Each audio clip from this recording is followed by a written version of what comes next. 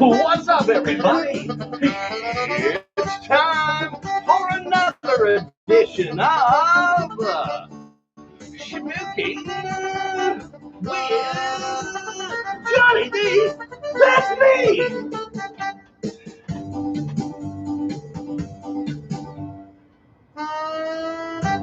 Today on the show, it's Friday. It's Freaky Friday today with Smoking with Johnny D and Nikki Dank too. So tune in and smoke up.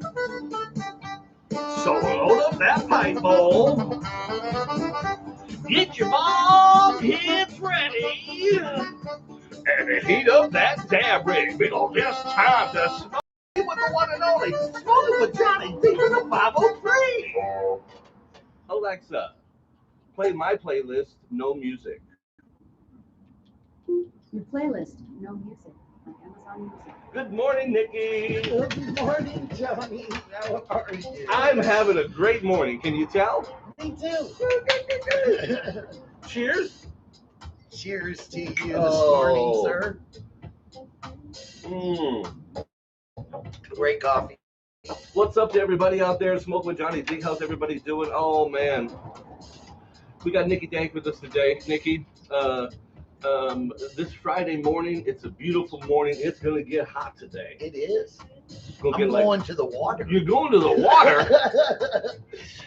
Tell us what's your event at the water. How do you go to the water? What's going to the water? A few years ago, unfortunately after my husband passed, my great friends and partner Trish and her husband Jay got kayaks.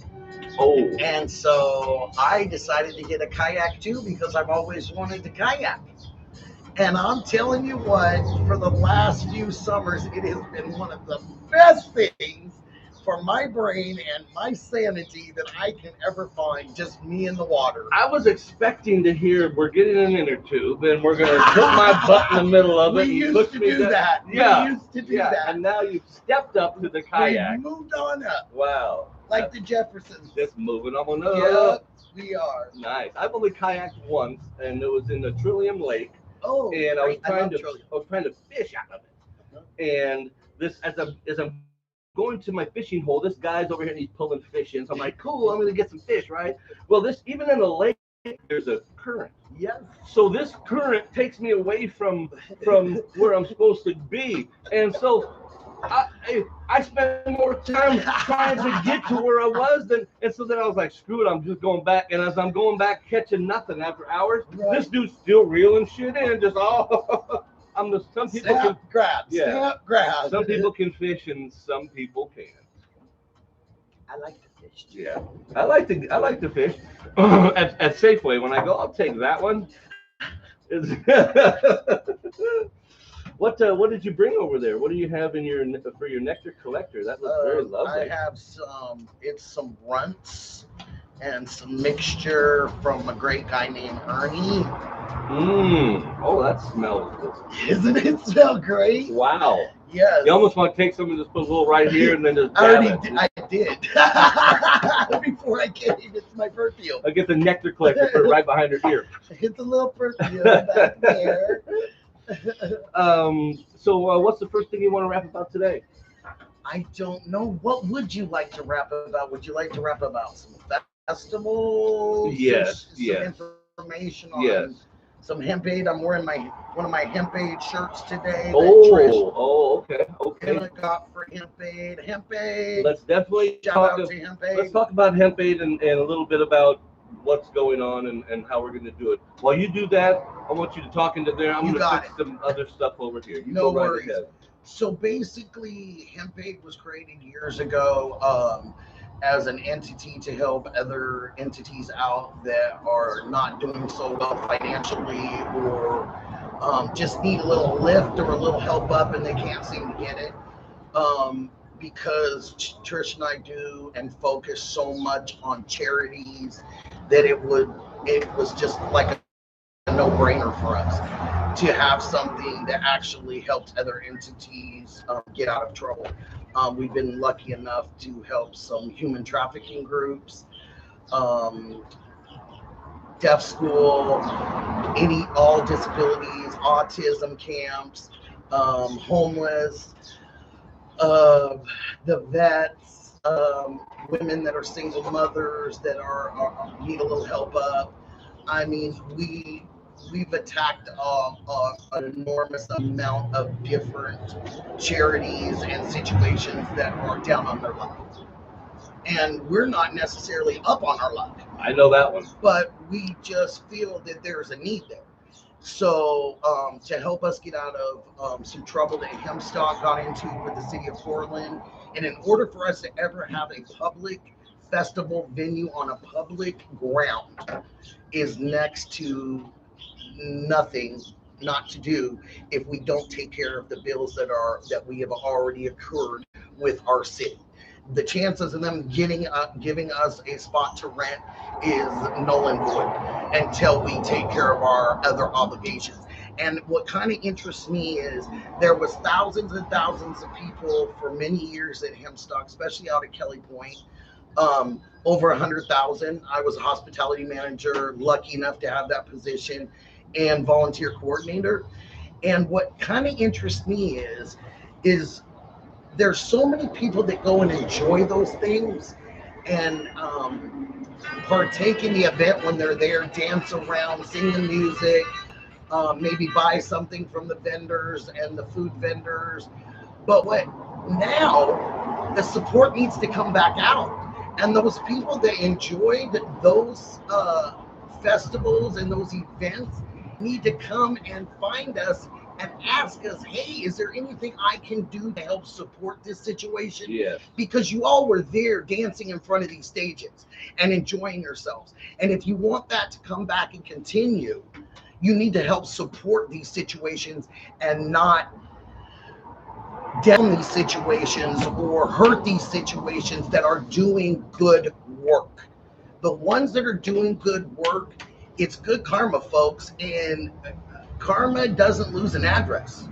And I mean, I love that statement, and it's true. And what we do is phenomenal, and I'm going to continue to do it, and Trisha's going to continue to do it, and probably till I can't breathe. And that's just the way that is, and we're going to continue to help people. Yes. That's my life, and thank you, Mom, for instilling that into me.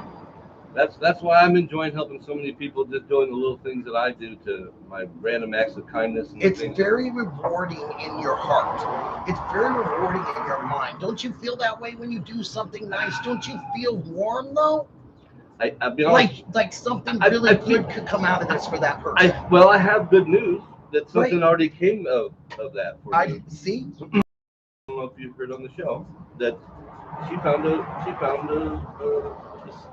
apartment. So she's off the street. And she told me, she goes, I think about you. That's all it takes in humanity, folks. We're losing the sight of, we're so involved in if you took your vaccine, if you didn't take your vaccine, yes. If you did this and didn't do this. We're so judgmental on one another. Yes. We sit back behind our computers, behind our telephones, and we point fingers all day long. But we've got to realize there's 4 of them coming back in our way. When we point that finger at somebody, we've got 4 pointing back at us, and we need to recognize that. And we need to stop the hate. We need to start giving love and less hate, folks. Please, I've been seeing some real raunchy posts out there about this person, about that situation, and this situation. But I'm not seeing a lot of good posts. And I sure, as a person I am, and my personality, I don't necessarily all the bad stuff. And it's so easy to do that. And so it takes us we have to drum up a little more energy to write something good and to give some positivity to someone. Every morning, he speaks on Facebook and says, good morning to everyone, and I hope you enjoy your day. Why can't we have more love like that? Now, I'm not saying that's, he's the end all be all. I'm saying that it's a great example of humanity and us just wanting other people to have a good day. Jay, I heard you're going to get pushed in the water today. You are, Jay. I was on time, by the way. And Johnny's here to confess I was on time. Now what? Get ready, buddy. The water is coming your way. Rockin' Robin says hello from California. Hi, Rockin' Robin. I She does love her that. little I've live. seen her before. When she does her live, you know what she wears? No. She wears this. I love that. Thanks, Robin. Yeah, that is really cool, Robin. Yes. That's how we do it. That's how we support one another. That's right. You know what I mean? So bless you, Robin, for that and Yeah. supporting my great friend Johnny D. So tell me about Hemp Aid and So I'm gonna break the news. That's bad news. We've got some bad news, folks. Unfortunately, Hemp Aid this year is not gonna happen. And we're over here now too. Yeah. It's not gonna happen. I'm so sorry to announce this. Trish is sorry to announce this. Jay is sorry to announce this. But we have to regroup and come back strong in July of 2022 because the sponsors are slow going right now, and you can't blame them with the COVID and everything that everyone's had to endure over this time. For sure. So us ourselves. Cheers. I see you, Eric.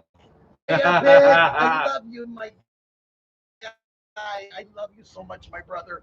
But so that's the bad news. We were going to do it in September. It just has to be July of 2022. July of 2022. And we've got it locked down for July. It's still tentative, but it's really secure. It's really pretty secure. And we want people to come for Trish and I to let us know if there's anything that you can offer to Hemp Aid, any volunteerism, sponsorship, vendors, food, entertainment. We're looking for great music. I want every genre. I'm ready. Trish is ready. We just can't pull it out of our butts this time, guys. We just can't. Yeah, and you got to realize that with what is this? We're August. Yeah, to put on a good event, it takes you a good 5-6 months. You betcha. You have to have enough prep to get it right. It takes a whole team to put together something like that. It is not a 1 person, 2 person, 3 person job. I couldn't imagine it. Group. I couldn't imagine doing that. Yeah, it's a group. Yeah, with the food and this, and then he doesn't show up, and then they don't show up, and then and porta potties and trash, Oh. and I mean, there's so many entities to a festival. The people, you just don't think of all the little things that it takes to make people a think, festival. oh, you had all these people come out and you set these people up, and oh my gosh, what an easy thing to do. We're having a coloscopy bag festival. You just put it on your sign, you got all day. And I would like to mention, and I really got to give this plug, Trish and I are the only females that we know of in the United States of America that owns our own festival outright. So that's a big plug for us. And that was a hard, long road. And thank you, Jay, for every bit of support that you have given us and every bit of support that Big Mike gave me. I appreciate it because me and Trish could not have designed and do the things we do without you fellas with us. Thank you, guys. That is for sure. So Hemp Aid, we got that coming in 2022. Everything's moving to 20.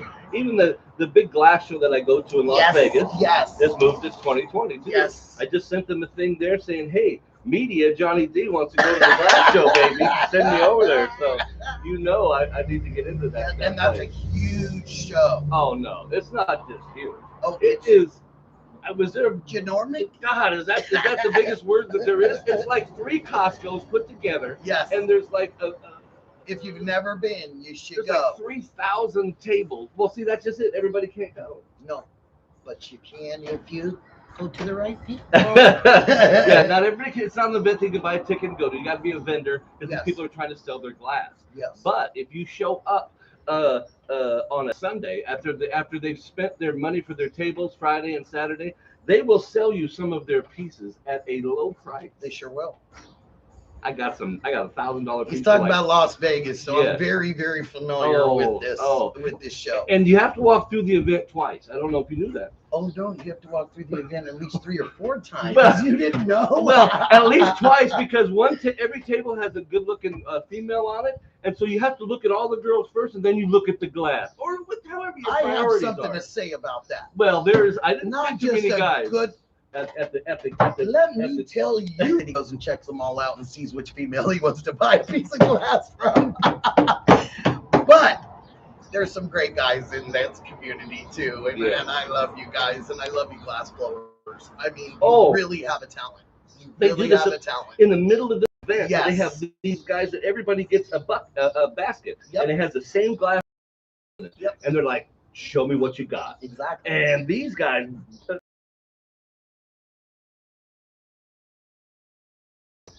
tens of thousands of dollar pieces that these guys blow. It is just incredible.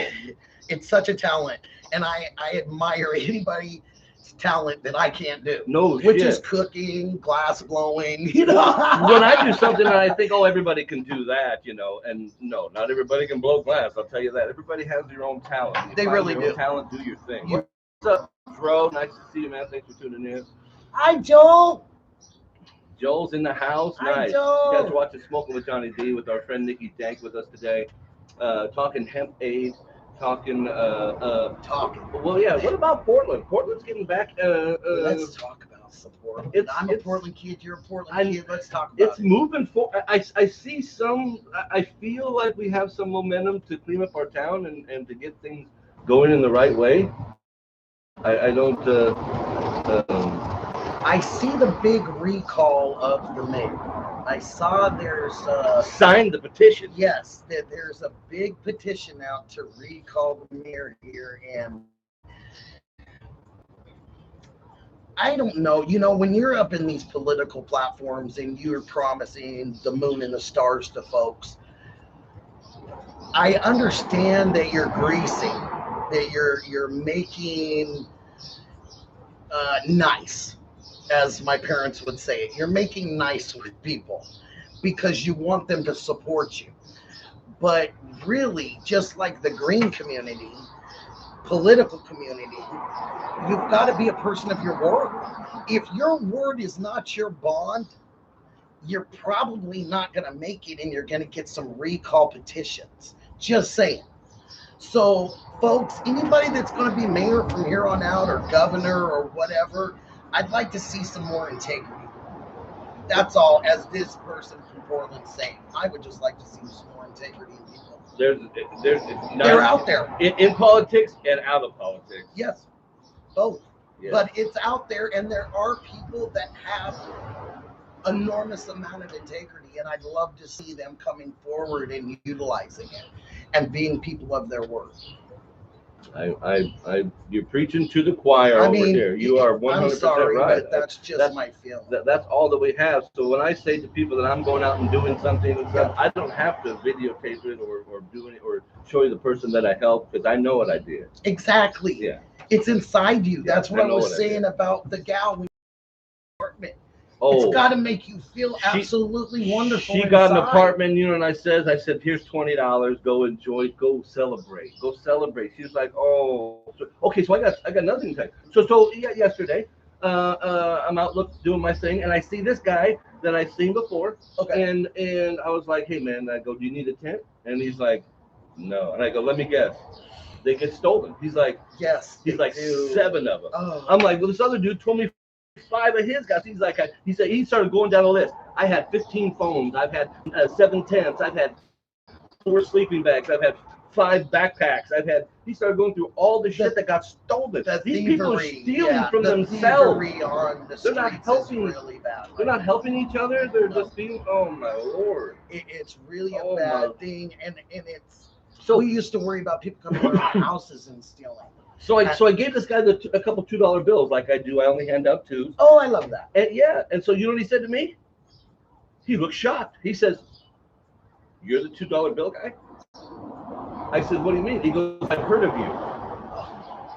I'm known in the community as the $2 bill guy in the homeless thing because I hand out $2 bills." And he just looked at me, he's like, "These are the $2 bill YouTube? I go, well, this is what I do because I heard about you handing out stuff, man, and I was like, yeah, it's like, wow. It's the littlest things Wow. that people remember. $2 bill guy. Yep.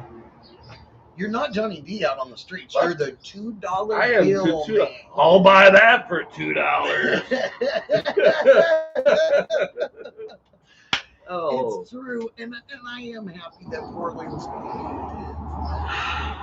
Trying to do we're the trying, right thing. aren't we trying? We got money. We're going to use our money left over from the federal fund stuff to. You mean what to help. she hasn't spent already? Or I'm so sorry. I shouldn't have probably said that. Yeah, But that is true. I mean, for them to monopolize some of our federal money that's come in for our pandemic situation is kind of strange. And even that monopoly she did for if you get your shot, you can get $1 million. Oh my goodness gracious. Who is got the right to take money that's been given to the state and decide that there's going to be a monopoly for it? I've never seen that in my life of 52 years. I just told my age. If I want to do a lottery or something like that, you know what I have to do? I got to form a nonprofit organization. I got to be in business for a year. I got to go all through all this shit. But she can just give money from the thing and say, and we're going to use this here. Yeah, very odd, and very odd. Yeah. And I just find, and I'm not really one of those people, but I'd like to see law enforcement direct some of their direction in her way. I'd like to see some of the law take a look at some of the things that she's done in these last 2 years to us. Oregon has been disserviced, and somebody needs to go see how we've been disserviced and how deep it goes. Free Britney. I mean Portland. Free Britney. Yeah. I think that is an absolute oh my gosh, you guys. Yeah, free Britney. Who owns your body but you? Not my mom doesn't. My mother is still alive. And if I had her sitting right here, she'd tell me I don't own a bit of my daughter. What? My daughter owns herself. And I'm making millions of dollars a year, and you're gonna give me $2,000 a month and shit to spend? What the hell is it? No, free Britney. Britney, go spend your money, girl. Go do your thing. What bothers me, Johnny, is the money is the money. But what bothers me is the IUD situation. That is way above and beyond, my friend. I can't What believe parent, if you're over the age of 18, what parent has the right to tell you whether you're going to have children or not, and you can have this in your body or not? That is absolutely ridiculous, folks. That is, it's ridiculous. I mean, to be honest with you, when everything comes out, I bet you there might be even criminal charges filed against her. Oh, I absolutely hope so. I hope so, because I think that there's a that needs to be set here for these celebrities. Yeah. That their parents cannot do whatever they want to She do to them. needed help at one time, no doubt about it. But she didn't need help for fucking X amount of years. It was supposed to be like a 6-month thing or something when it was first signed up, and it just got parlayed into we're running your life. Who do you know in the world right now? I want to ask this. Who do you know in the world that doesn't have anxiety, depression, or a little bit of something going on up here? Bill Gates. He's the only one? He's the only one I can think of. That doesn't have any of that. None of that shit. How do you know? Do you know him that well? I don't know him that well, Have you but sat down and have a conversation and seen him mince his words? Never. But he just looks like he's just so like, yeah, man, everything's cool with me, and just talks so calm and just looks like he has a fucking care in the world. And my wife is pregnant with Elon Musk's son or child. I have got not a care in the world. Sure. I bet you if you shook his hand though, it's like a soft baby's butt. Lamb's. You know it is. Never worked a day in his life. You know it is. Oh, that was You hilarious. know he doesn't have a callus. Oh, I've got 50 million on my hand, and I bet he doesn't have a one. No. If he did have one, it'd be like, look what I got. I was working. Let me get to the doctor. Let me get to the doctor as fast as Yeah, I we can. gotta get rid of this. I had a callus. Doctor, what's the matter? Oh, Jesus, are you sick? Oh, yeah. Hi, Charles. don't know if you noticed the taste of the purple. I just noticed you're bringing out them one at a time instead of you rolled up 55 of them yesterday. And oh, okay, now that's what I'm talking about. We're set. We're set. Like, I mean, bring it if you're gonna I'm bring not gonna it. light the bag on fire and just smoke this 12 probably. You know, can I tell you the greatest way I learned to smoke once? Ooh. The most purest way of smoking cannabis. I was working at the world famous That's the world famous cannabis cafe that was here in Portland, Oregon.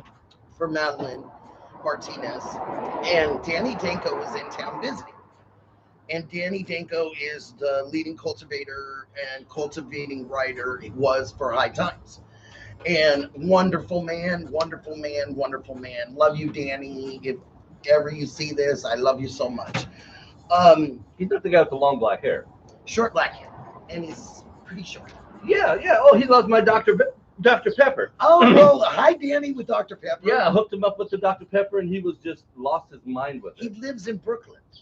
Oh, okay. Because he doesn't do it for them anymore, right? He doesn't. No, he does not. Yeah. But he's written several books, and I happen to have And he was those. a big interviewer. He interviewed. He's right? wonderful. Yes. Yeah. Danny Danko. Okay, yes. yeah. No, Sure. I adore you, Danny. Danny came back from Amsterdam and a cup straight over to visit us here. He said, I want to show you guys the best and most purest way to smoke cannabis now. And I just learned this in Amsterdam. And I said, I'd love to see it. We're sitting there. I don't know how many of us around the table. He takes the buds out of the bag. He takes the bud by the stem because all his buds have a little stem on them so he can hold them. Little bud, yeah. He lights the end of the bud and he puts it right up to his face, to his mouth and his nose, and he inhales. And it was wonderful. And to this day, I still do it occasionally, Danny. Thank you so much for teaching me that. Wow. That we don't need anything to wrap our cannabis in. We can do it straight from the cannabis itself. I love it. I love What it. a great thing. I've learned so much from you guys, like over the years. I'd have to write my own book to write everything down. If you have two flint rocks, you just smack them together over the weed and then until it ignites. Or you can get a magnifying glass or just use a lighter. He used a lighter. Yeah. Sometimes you got time. Sometimes you got time, you don't have time. But it's been, I was just talking to somebody the other day how lucky I have been in 16 years in this. The people that I've come across, and Jorge and Jack and Madeline. I was Paul just talking about Madeline. I was talking about Danny Danko and if the world famous cannabis cafe was never around, yes. we wouldn't be sitting here.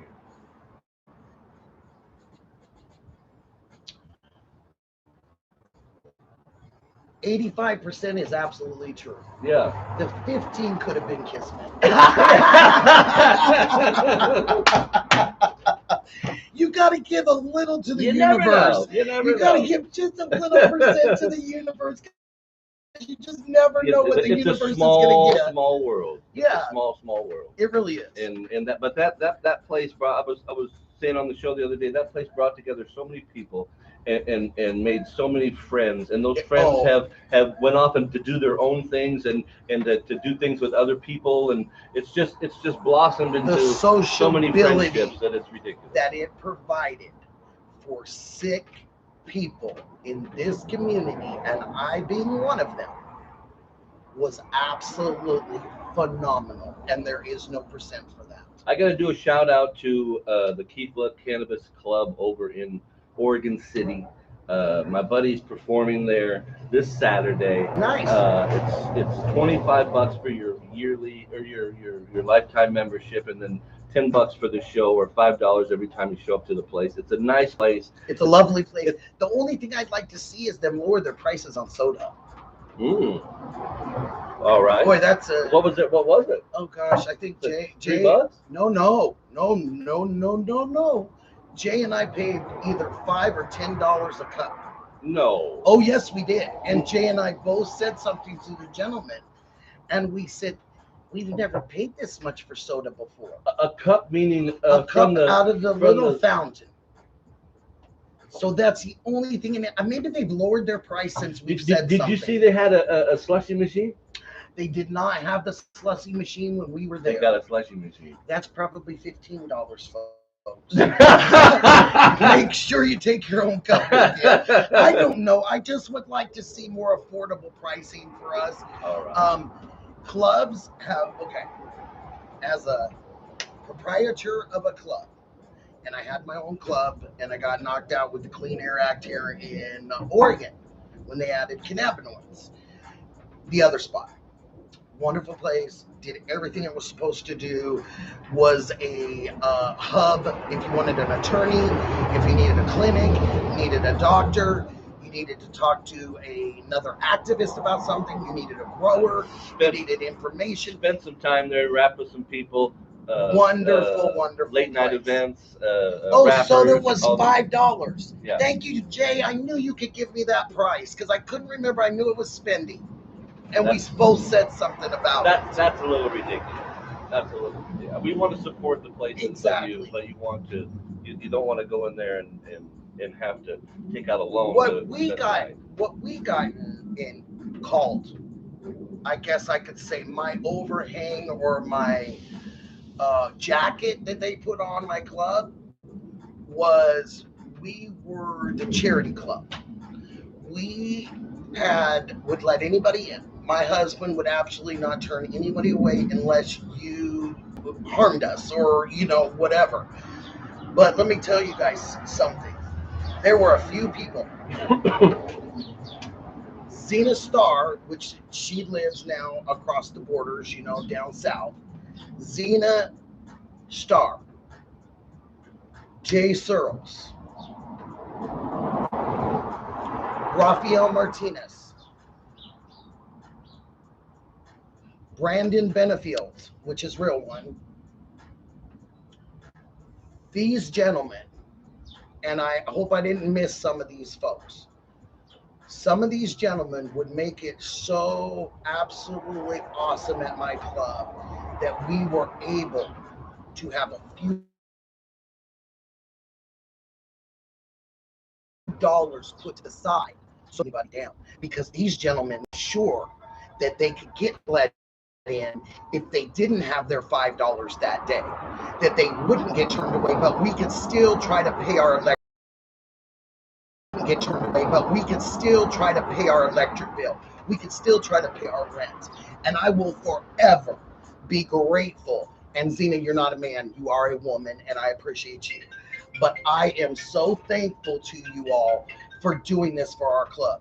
We could not have maintained the people we did if it wasn't for you folks. And that's the truth of it. I'm not tooting horns, I'm giving you facts.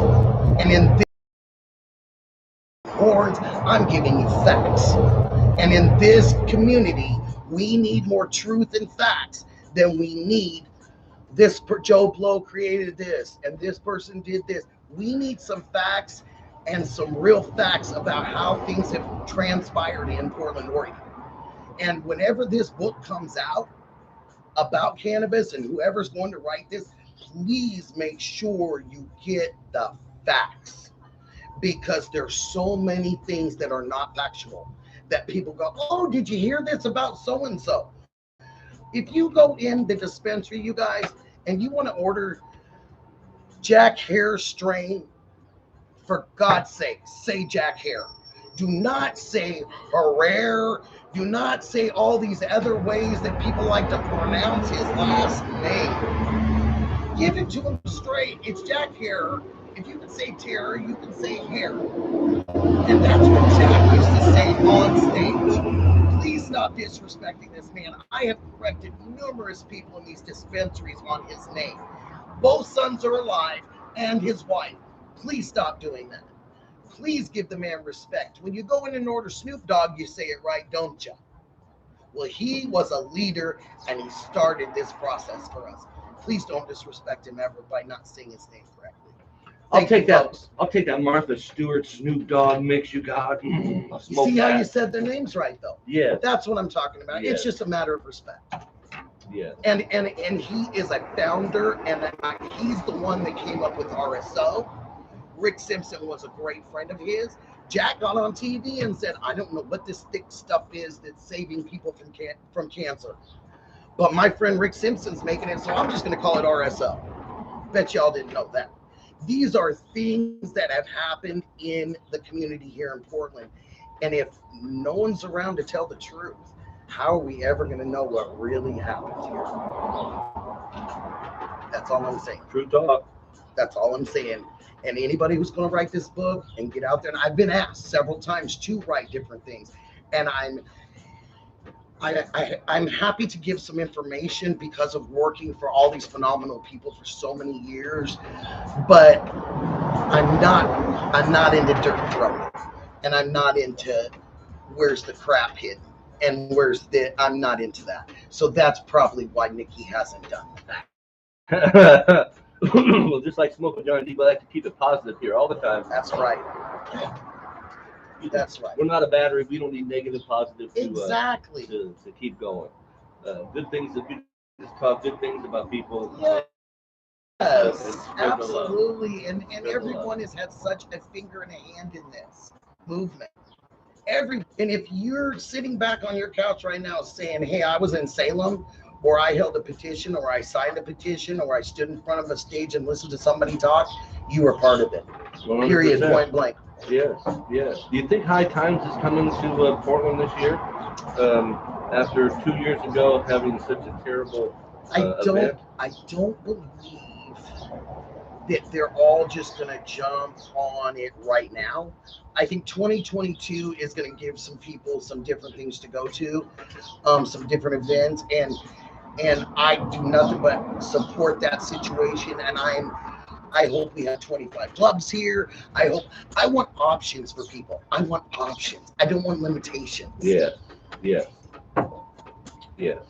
And the more the merrier, guys. And if people would think that and say, hey, Johnny D, why don't you own your own festival? Why don't you own your own TV show? Why don't you should want to support one another. We don't hate on each other. Yes, no. We should support one another because it's all in the good, it's pushing forward in good ways. My cousin Mike won $30,000 on an 8-pick on Keno the other week. Can he adopt me? He's won so many times from the Oregon Lottery on with these Keno's numbers that they took him in the other room in Salem and talked to him like, hey, how's it going? We were wondering because there's got to be something behind it. He can't just be a smart man and just pick those numbers out of pure luck. Yeah, my father's hit a 12. My husband's hit a 12 out of 12. They've done it twice. One was in Mesquite, Nevada. One was in Las Vegas. They didn't get pulled into a room. Yeah. Pulled into. This man. They going after him. They looking at his numbers. They might even change the algorithm of the actual Keno picking thing. Well, good luck with that. Yeah. Do it. Yeah. Isn't that and the terrible? next guy that's got the numbers up here and just says, I want my mother's birthday. I want my grandma's birthday number. Do you know that's not a lot of people pick it? Come on. I'm not mad at him for winning his $30,000. I think that's so spectacular. Isn't it awesome? Yeah, good for him. Oh my God. Do something good with it. Do something fun with it. I'm gonna give you my birth certificate when we're done, and then you just send it over. I've got my social security number. I'll fax it over. So he can adopt me right away. Yeah. I'll fax it over. I think that is, if you got that kind of luck, man, my cousin Mike, with you. We went down when we were down at the beach gambling, and so we're at this machine, and my mom was playing 88 cents. That's my mother. Yeah, that's my mother. And then my cousin Mike, she got done playing. My cousin Mike, well, let me try it. And the maximum was $10. Oh yeah. So he's going $10 a top, and down 300 before you know it, And then the next thing you know, he hits it. Bing, bing. You can't win if you don't play. And they don't like bing, bing up on those because they got the cameras up there watching you, and they go, gosh darn, he just bing, binged, and we got to go pay him. They hate that. They want it coming in, not going out, folks. I'm standing at my machine, and people are like, waiting for somebody to come over and help me. They're like, did you hit the big one? I'm like, no, the shit broke. You think I hit the big one? I'd be dancing and screaming and jumping up and down. And I've done some very... I have done some very lucky things, and you find your casino. Friday's usually payday in Las Vegas, Nevada. Every Friday, they give you a little bit of playing money They give you some free drinks. They give you a food comp. They might even give you a chance to win some more money while you're standing there cashing your check. And usually that's the gimmick.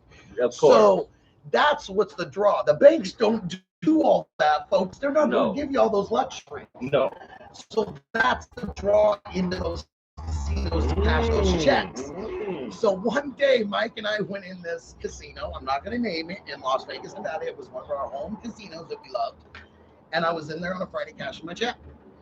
And Mike says, babe, we got things to do today. I don't want to put money in the machine. I just want to get in here and get out. So whatever we win for cashing our check, that's what we're happy with today. I said, I don't think I like that idea. And Mike says, of course you don't. And I said, I want to play a couple dollars. And he said, I know what's your couple dollars. Here we go. And I said, no. I said, I'm not going to put it in nickels, pennies, dimes. I said, I see this machine on the corner of this row. I said, I'm going to sit there. And Mike goes, that's a dollar machine, babe. And I said, I know what it is. And he goes, oh, here we go. Oh. And I said, just watch. And he goes, just watch what? And I said, watch me. So he sat down. I put $20 in. Well, if you can do the math, that's four runs on this machine because it's $5 a pop. It's a dollar machine. Okay, dollar machine. Gotcha. All right. Okay, so it's $5 each one. I pushed the button.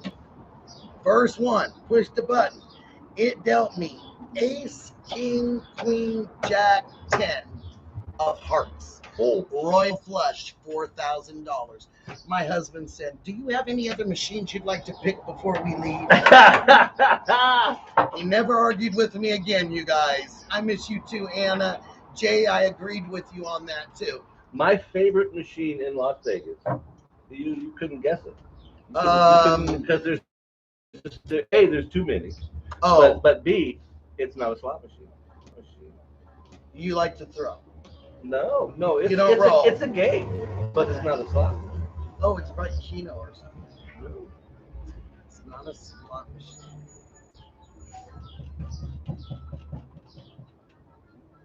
It's the horse races.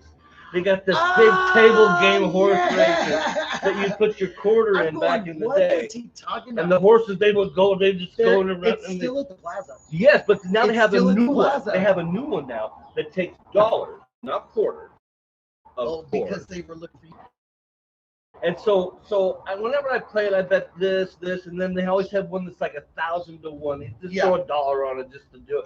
So I'm down there with this friend of mine, and she was playing, and I was like, oh no, you got to hit this, and I reached over and I hit her dollar when I said, you always got to play 1,000, and both of us hit 1,000 right there. Oh. So boom, just because I leaned up, she got so crazy, she jumped up, hit the thing, spilled beer all in my machine. It took 20 minutes for the machine to dry out so they could get the ticket out of the thing. Yeah, because everything was paying tickets. Yeah, and it was all poured all in the thing, and the machine was shorted out or something. She lost her freaking mind. I've seen a lot of my family members put in a quarter as they're walking by a machine and hit it. Yeah. And so sad that they only had one quarter in. Oh. And why did they walk by the machine and do that? And my husband said, when we first moved there, he said, honey, if you don't win at a machine and you're done with that machine, I want you to get up and don't look get back. away. Yeah. Because if you stand there or you wait around that area, someone is going to come get that money out of that machine, and by God, you're going to be upset. Yeah. And just to save yourself all that hurt, walk the fuck away. He said, excuse my language. I don't know if I was supposed to say that word. Get away. Yes. The I saw this lady hit like, I don't know, $300 and some thousand at the airport. And Jay hit at the airport too. He's hit at the airport before. I didn't think the airport was that big, and this lady hit the jackpot on Wheel of Fortune for $300 and some thousand. Oh my gosh, that's a lot. Yes. Like at the airport. Yes. And then we were watching the news one day, and my husband, was one of the first employees at Bellagio. Hi, Birdie. My little buddy. And we were lucky enough to, he got career-wise in Vegas in a lot of ways, and Bellagio was one of them. He would tell me things and come home and give me information and bits and pieces of how things really worked. You know what I mean? To walk away, to do this. It's babe, they're watching you in the sky. There's this, that. I mean, I learned so much about the casino atmosphere and how it really works. Eat up in the casinos. I'm very surprised because the eye in the sky can see everything way before it even happens. That's how they're set up. Yeah. So it's just it's a very interesting thing that when people or security doesn't react to those things, but they react to their machines very quickly. That says, let me go to the bathroom and I need you to sit here, but you have to play the machine or they'll kick you off the play. His wife, he goes off to the bathroom. His wife's playing the machine and she hits him while he's in the bathroom. Finally hits his Mega Millions machine. He comes out of the bathroom and he sees the lights and he sees everything and he's just so ecstatic that, oh my gosh, after 24 hours, I finally hit this machine. He gets really close and he realizes that his wife only put $1 in the machine when she hit it. So he pulls her off of the seat and literally beats the living shit out of her in the casino. What? 97, 98. It was very well known. He pulls her off the machine. He is literally kicking her. He spazzes out. Yes. So Metro comes and arrests him, takes him down. Now she's waiting to get paid. They're trying to figure out how to pay her. She's got to go to the hospital. I mean, it is a television mess. How much did she actually win? 10,000 and some change. So yes, it's bad, folks. Oh. So she goes to the hospital, gets herself checked out, taken care of her. This is a very true story. Gets checked out, and then she takes the 10 grand and she goes and bails her husband out. Just thought I'd throw that out there for you folks. You know that cocaine's a hell of a drug. I didn't say anything. I just said liquor's a hell of a drug. Hey, gambling can be a hell of a drug mentally if you're sitting there for 24 hours doing nothing but this. Oh yeah. And you're not doing anything else. Can you imagine what it's doing to your mind? Oh, I used to be a sports gambler, and I've been watching football games. Oh, me too. I love the sports. As I'm watching first quarter, second quarter, third, my gut would be going up and down, and it was just a terrible fucking ride. So don't do that anymore. No. If I do it though, I just won't look at it and wait till the game's over, and then to see if I won or not. I can't watch. Best thing I did, I got to say it to Johnny D because I don't think he's ever done this. I did a 7-on-7 in the NFL. Bam! I hit a 7-teamer. One time only. Mike said he used to tease me and say, "Quit playing with your heart. You always get your tickets with your heart. I see your teams on here." He goes, "Babe, you got to stop playing with your heart." I looked at him and I said, "I think that's the only way to play." Yeah. And he goes, "No, you got to play with what you know, what the numbers are, what the facts are." And I said, "Well, I'm going to continue to play the way I play on Sundays, and you and Gregory go get your little tickets, and you guys play the way you play. How about that?" And I did a 7-teamer, and my husband shut up, and he never said that to me again. I've been very lucky at times in Vegas. It's just been sporadic, but I've had my moments. Nice. Yeah. I'm on a Love 7 you game. guys, Anna. I'm on a 7-game parlay right now. That $1 bet. Those are the ones I like. See, that's how sportsbooks run. Yeah. You ain't gonna put a lot down, but if you hit, you're gonna hit it. Yeah. Then you're gonna wish you put 100 down. Yeah, and then you're gonna wish you. Hey, on a couple Tyson fights, you guys in the past, we've thought that. And then there's a couple Tyson fights that my husband actually wanted to go fight Mike himself. Okay, because they didn't last 30 seconds, and you all know that. Oh. So those ones were not so good to us. So the AG, he paid us $20 at the door. Walked through the back to use the restroom. When he came back out, the fight was over. Yes. He never got to see he never got the ding, bathroom, out, over. Yeah. Like, I just paid the. Oh, hi, bye, guys. And there's the ceiling. There's the ceiling for a minute. Johnny was throwing you guys around. I'm sorry. He's got to stop doing that. I don't been drinking. He'd get more viewers if he'd stop throwing people around. You know. What else? What else have we touched today that we wanted to rap about? Oh, I am planning. I haven't been there yet, so it's planning, you know. I'm getting to go to Mexico Oh yeah. in October. Mexico Mexico is actually going medical. So I will be there when the plan is I will be there when they go medical. I've got a plane tickets phenomenal, and Wow. I think I get to go with Paul and Teresa Stanford. Paul is an international speaker, which most of you guys know. He speaks on hemp fluently and cannabis. Has his own TV show, a longest running cannabis show out there. Um, he has done so much for the green movement and community. Jack wouldn't have actually wrote his book, The Emperor Wears No Clothes. That book would have never came out if it wouldn't have been for Paul Stanford's apartment, because Jack's kids were little then and they needed somewhere to do this book and put all the chapters together. So him and Paul, they did it over his apartment. I mean, there's just some wonderful stories in this community. The one that knows them, or 25 of us left breathing that knows them. You know, I think they're cute stories, and I think a lot of people need to know those things. You know, and if anybody doesn't know, they need to know. They need to know their history here. You know, I can't read, so I hope you guys read it to me. your history.